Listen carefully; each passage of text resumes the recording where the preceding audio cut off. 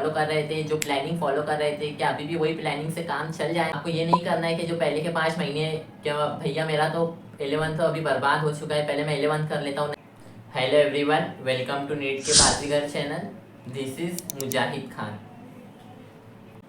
NEET 2025 का exam अब तक का सबसे टफ एग्ज़ाम रहा है। जैसा कि आपने नीट 2025 का पेपर देखा होगा, तो अब तक के नीट के जितने भी पेपर हुए सब में टफ एग्ज़ाम रहा है नीट 2025 का। तो अब आपके मन में यही सवाल आ रहा होगा कि क्या अभी तक की जो हम स्ट्रेटेजी फॉलो कर रहे थे, जो प्लानिंग फॉलो कर रहे थे, क्या अभी भी वही प्लानिंग से काम चल जाएगा नीट 2026 में? क्या हम 700 प्लस ला सकते हैं नीट 2026 में वही प्लानिंग करके, PYQs वगैरह करके ही सिर्फ हमारा काम हो जाएगा? तो आज की वीडियो में हम इसी पर बात करेंगे। क्या नीट का जो पेपर आया था उसमें टॉपर्स भी जो थे, तो उन्होंने भी फिजिक्स वाला जो सेक्शन था उसमें कुछ क्वेश्चन छोड़ना सही समझा। उन्होंने यही सोचा कि ये क्वेश्चन अगर हम नहीं कर पा रहे तो कोई नहीं कर पाएगा।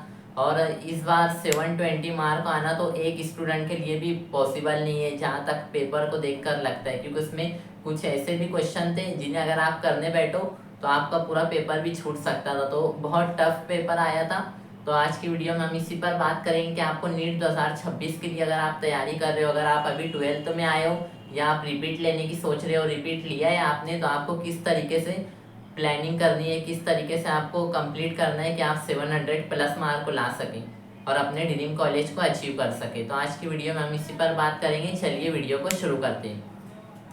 अगर हम देखें रिपीटर्स और 12th वालों को, तो सब में पहले आपको एक ही काम करना है, सेल्फ एनालिसिस करना होगा। आपको पहली टेक्निक आप यही लगाओगे जिसे हम सेल्फ एनालिसिस या सेल्फ डायग्नोसिस के नाम से भी जानते हैं। आपको इसमें क्या करना है, नीट 2025 का पेपर ले लेना है। अगर आप रिपीटर्स हो, अगर आप 12th में आए हो, तो आप 12th में आए तो आपको उसमें से ऐसे क्वेश्चन करना है जो सिर्फ वो 11th के हो, और उन 11th के क्वेश्चन को करके आपको देखना है कि आपसे कौन से क्वेश्चन हुए और कौन से क्वेश्चन नहीं हुए। जो क्वेश्चन आपसे नहीं हुए, नहीं बन रहे, वो क्वेश्चन को आपको देखना है, वही क्वेश्चन आपके सिलेक्शन में रुकावट बन रहे, तो कौन से चैप्टर से, कौन से टॉपिक से आपको वो देखना है, वो आपकी वीकनेस होंगी। और अगर आप रिपीटर हो तो आपको अभी कुछ नहीं पढ़ना है, डायरेक्टली आपको पूरा पेपर फिर से लगाना होगा नीट 2025 का, और उसमें आपसे जो क्वेश्चन नहीं बन रहे वही आपकी रुकावट है, वीकनेस है, आपको उन क्वेश्चन पे गौर करना है। सब में पहला काम तो आपको ये करना है।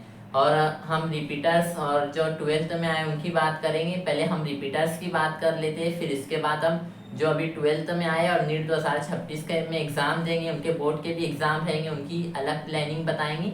सब में पहले हम रिपीटर्स की प्लानिंग बताते हैं। रिपीटर्स को क्या करना होगा, रिपीटर्स के लिए 11 मंथ बचे, नीट 2026 में ही 11 महीने बचे। तो रिपीटर्स को सब में पहले इसे हम 3 हिस्सों में डिवाइड कर देंगे। सब में पहले जो आपके फर्स्ट 5 मंथ रहेंगे, पहले के 5 महीने, इसमें आपको जो 11th कंप्लीट करना रहेंगे। 11th में टोटल आपको 37 चैप्टर्स मिल जाएंगे 11th के अंदर। और अगर आप इसको कैलकुलेट करें तो आपको 3 से 4 दिन में एक चैप्टर करना होगा। और इसमें चाहे आप तो कम ज़्यादा कर सकते हो। अगर फिजिक्स में आप ज़्यादा टाइम ले रहे हो, 4 से 5 दिन, तो आपको बायो में इसको थोड़ा कम कर देना होगा, आपको 2 से 3 दिन कर देना होगा। ऐसा आप ऊपर नीचे कर सकते हो, पर अगर हम एवरेज देखें तो आपको 3 से 4 दिन एक चैप्टर को देना होगा, क्योंकि आपके पास 11 में 37 चैप्टर है। इसमें आपको अच्छी से एक एक कॉन्सेप्ट क्लियर करना होगा। इस बार हम ये नहीं कर सकते कि सिर्फ PYQ वगैरह करके या PYQ से जो क्वेश्चन आए वही टॉपिक को पढ़ के काम चला सकते हैं, इससे काम नहीं चलेगा। आपको अच्छी से कॉन्सेप्ट समझना होगा। और जो बाकी के हमारे पास जो 6 मंथ बचे, तो उनको हम 3-3 महीने में डिवाइड कर देते हैं, 3-3 मंथ में। 5 मंथों में आपको 11 कंप्लीट करनी है, 3 से 4 दिन में एक चैप्टर कंप्लीट करना है, तो आपके 37 चैप्टर 5 मंथ में कंप्लीट हो जाएंगे। और आपको जो अगले 3 मंथ्स होंगे उसमें आपको क्या करना है, अगले 3 मंथ्स में आपको 12th कंप्लीट करनी है। 12th में जैसा कि हम देखें तो 42 चैप्टर्स हैं। इन 42 चैप्टर्स को अगर आप 3 मंथ में कंप्लीट करोगे तो आपके जो चैप्टर्स रहेंगे, यहाँ पर आपको 2 से 3 दिन या 3 से 4 दिन आपको एक चैप्टर्स में देना है, और आपको यहाँ पर ये कंप्लीट कर लेना है, पूरी अच्छी तरीके से कॉन्सेप्ट को समझना है आपको। और अच्छी तरीके से जो भी चैप्टर है, आपको ऐसा नहीं कि आपको सिर्फ PYQ देखना है और PYQ के ही टॉपिक्स पढ़ना है। इस बार इससे काम नहीं चलेगा। जैसा कि आपने 2025 का पेपर देख ही लिया होगा, क्या पैटर्न भी चेंज हुआ था। बायो की बात करें, केमिस्ट्री की और फिजिक्स का, तो आपने देख ही लिया होगा कितना टफ आया था। और जो लास्ट के 3 मंथ्स बचते हैं उसमें आपको मॉक टेस्ट और PYQs वगैरह, और आपको जो मॉक टेस्ट और इसमें आपका बैकलॉग जो बनेगा वो क्लियर करना है लास्ट 3 मंथ में। इसमें आपको खूब प्रैक्टिस करनी है मॉक टेस्टों की, फुल लेंथ टेस्टों की। और जो आप पहले स्टडी करोगे उसमें आपको वीकली टेस्ट तो देना है। मैंने ये नहीं कहा कि सिर्फ लास्ट में टेस्ट दो, आपको पहले भी टेस्ट, वीकली टेस्ट जो आपकी कोचिंग अगर आपने ज्वाइन की हो वहाँ से दे सकते हो, ऑनलाइन की ऑनलाइन दे सकते हो, या आप सेल्फ कर रहे हो तो भी आप टेस्ट डाउनलोड करके आप दे सकते हो वहाँ से। ठीक है, तो आपको वो वीकली टेस्ट तो देना ही है। जो आप 5 मंथ में 11 कंप्लीट करोगे, 3 मंथ में 12th कंप्लीट करोगे, और ये जो लास्ट के 3 मंथ है इसमें आपको बैकलॉग कवर करना है और सिर्फ वो टेस्ट देने हैं आपको। ये रिपीटर्स के लिए रहेगा। अगर हम 12th वालों की बात करें तो 12th वालों के लिए थोड़ा इसको ही उल्टा कर देना चाहिए आपको। जो आपके पहले के 5 मंथ रहेंगे उसमें आपको 12th कंप्लीट करना है। पूरी 12th अच्छी से आपको एक एक कॉन्सेप्ट समझ के, चाहे वो बायोलॉजी हो, चाहे फिजिक्स हो, चाहे केमिस्ट्री हो, एक एक कॉन्सेप्ट समझ के आपको पहले के 5 महीनों में 12th कंप्लीट कर लेनी है। जो अगले 3 महीने रहेंगे उसमें आपको 11th कंप्लीट करना रहेंगे। आपको ये नहीं करना है कि जो पहले के 5 महीने, क्या भैया मेरा तो 11th अभी बर्बाद हो चुका है, पहले मैं 11th कर लेता हूँ। नहीं, आपकी कोचिंग में ऑनलाइन जहाँ से भी पढ़ते हो आपको पहले 12th कराएंगे, तो उनके साथ पहले ही 12th तो बहुत स्पीड में कराते हैं जो कोचिंग वगैरह में। तो आप अच्छी से पहले 12th कीजिए 5 मंथ में, उसके बाद आप 2 से 3 दिन में एक चैप्टर आप कर सकते हो। जो भी आपको आगे पीछे करना है, फिजिक्स, बायोलॉजी, केमिस्ट्री में आप अपने हिसाब से कर सकते हो। अगर फिजिक्स हम बढ़ा रहे हो तो बायोलॉजी में कम से कर सकते हो, जैसा कि मैंने पहले बताया रिपीटर्स के लिए। और जो अगले 3 महीने रहेंगे इसमें आपको 11th करना है। 11th ऐसा नहीं होगा कि आपने कुछ भी नहीं पढ़ा है, थोड़ा बहुत तो आपने पढ़ा होगा तो आप कर सकते हो। 3 मंथ में आपको कर लेना है 11th।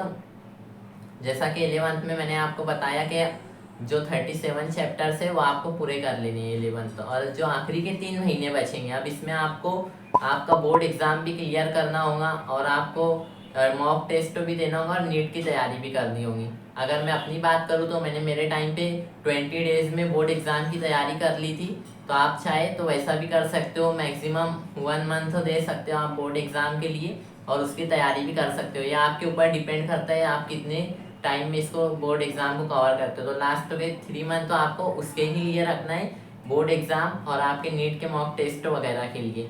अगर हम सब्जेक्ट वाइज बात करें तो फिजिक्स, केमिस्ट्री एंड बायोलॉजी। अगर हम फिजिक्स में बात करें तो आपको अपने मैथ्स को बहुत स्ट्रॉन्ग रखना होगा। आपको ट्रिग्नोमेट्री आना चाहिए, और जो भी साइन थीटा, कॉस थीटा, जो भी वैल्यू होती है उनकी, वो सब आना चाहिए आपको। ये सब जो भी बेसिक मैथ्स है आपको स्ट्रॉन्ग रखने होगा, क्योंकि इस बार आपको सिर्फ रट कर काम नहीं चलेगा, आपको कॉन्सेप्ट समझना चाहिए। अगर आप क्वेश्चन लगा रहे हैं और क्वेश्चन में एक वर्नियर कैलिपर का क्वेश्चन आया और उसमें 2% का एरर दिया है, तो आपको ये समझना होगा कि अगर इसकी जगह 3% का एरर दिया रहता तो क्या मैं करता, या 4% का दिया रहता। तो आपको इस तरीके से करना है। आपको जेई मेंस लेवल तक के क्वेश्चन फिजिक्स में करने होंगे। इस तरीके से आपको फिजिक्स करना है। केमिस्ट्री की बात करूँ तो केमिस्ट्री में आपको एनसीईआरटी फॉलो करना है, और एनसीईआरटी के साथ साथ आपको जो फिजिकल केमिस्ट्री हो तो फिजिक्स की तरह रहता है फॉर्मूला, आपको सिर्फ रटना नहीं है, फॉर्मूले को समझना है, और जो फॉर्मूला रटने वाला है फिर आप उसको रट सकते हो, पर आपके जहन में एक होना चाहिए कि फॉर्मूला कहाँ से आया।